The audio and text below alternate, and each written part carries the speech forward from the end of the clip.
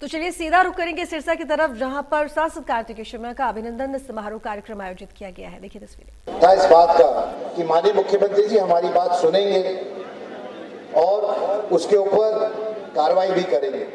मैं सबसे पहले आप सबका धन्यवाद करना चाहता हूं कि आप लोग इतनी बड़ी तादाद में, इतनी बड़ी भारी संख्या में करनाल परशुराम महाकुंभ में पहुंचे 11 दिसंबर को, और आपने उसके अंदर सहयोग दिया मेरे बुलावे पर। उसके लिए मैं आपका तहे दिल से बहुत बहुत धन्यवाद करना चाहता हूं। देखिए, हमने 13 मांगे रखी थी माननीय मुख्यमंत्री जी के आगे, और ये मांगे काफी देर से पेंडिंग थी, ड्यू थी, और मुझे खुशी है कहने में कि माननीय मुख्यमंत्री जी ने उनमें से 10 मांगे वहीं पर उसी वक्त घोषणा कर दी थी कि वो 10 मांगे हमारी पूरी कर रहे हैं। इसमें से एक डिमांड जो कि बहुत देर से चली जा रही थी, जिसकी लड़ाई पंडित विनोद शर्मा जी ने लड़ी थी, और मालिकाना हक डोलीदारों को, बूटीकारों को, काश्तकारों को दिलवाने का काम किया था, उनको तकरीबन 750 एकड़ जमीन, 1700 एकड़ जमीन धोलीदारों को रिलीज करने की घोषणा माननीय मुख्यमंत्री जी ने की। सिर्फ इतना ही नहीं, जो सरकारी जमीन ली, घर की या जुताई की होगी, उसको भी रिलीज करने की उन्होंने घोषणा की। इसके लिए मैं उनका बहुत तहे दिल से धन्यवाद करता हूं।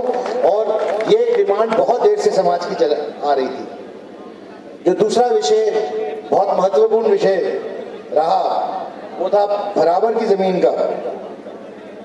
ना कि सिर्फ उनकी जितनी अनियमितताएं थी या दिक्कतें थी बराबर की जमीन पे, उनको खत्म करने का काम माननीय मुख्यमंत्री जी ने हमारे निवेदन पे किया, बल्कि उसकी अवधि बढ़ाने का काम भी कर दिया अगले 33 साल के लिए।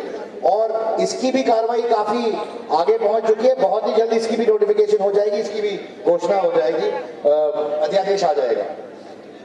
इसके अतिरिक्त उस दिन पुजारी वेज बोर्ड के अंदर का गठन, पुजारी आयोग का गठन, और मिनिमम स्किल्ड वर्कफोर्स के अंदर पुजारियों को लाने का काम, ये घोषणा भी माननीय मुख्यमंत्री जी ने की।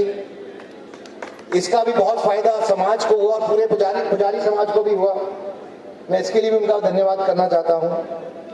और अन्य ऐसी घोषणाएं, जैसे कि परशुराम जयंती पर अवकाश, एक परशुराम जी की याद में एक पोस्टल स्टैंप भगवान परशुराम जी के नाम पर, एक भाई सतीदास मतीदास चौक करनाल के अंदर, एक परशुराम मार्ग करनाल के अंदर, ये सब घोषणाएं भी माननीय मुख्यमंत्री जी ने की थी।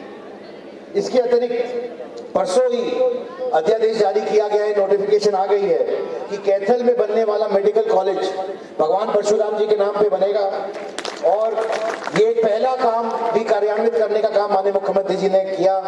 मैं इस मंच से उनका पुनः धन्यवाद करना चाहता हूं। देखिए, मैं बहुत ज्यादा समय नहीं लेते हुए कुछ बातें आपके सामने रखना चाहता हूं, समक्ष रखना चाहता हूं। हमारे पास, हमारे प्रदेश को एक ऐसे मुख्यमंत्री मिले हैं जो पारदर्शिता से सरकार चलाने का काम कर रहे हैं और व्यवस्था को पारदर्शिता से चलाने के में विश्वास और आस्था रखते हैं। जब से मनोहर लाल जी मुख्यमंत्री बने, उन्होंने सबसे पहले इंटरव्यू सिस्टम खत्म करने का काम किया। पिछले 8 साल के अंदर जितनी भी नौकरियां लगी, उनमें पर्ची खर्ची का सिस्टम नहीं चलता है। और मुझे खुशी है ये बोलने में कि ग्रुप सी और ग्रुप बी के अंदर तकरीबन 50,000 नौकरियां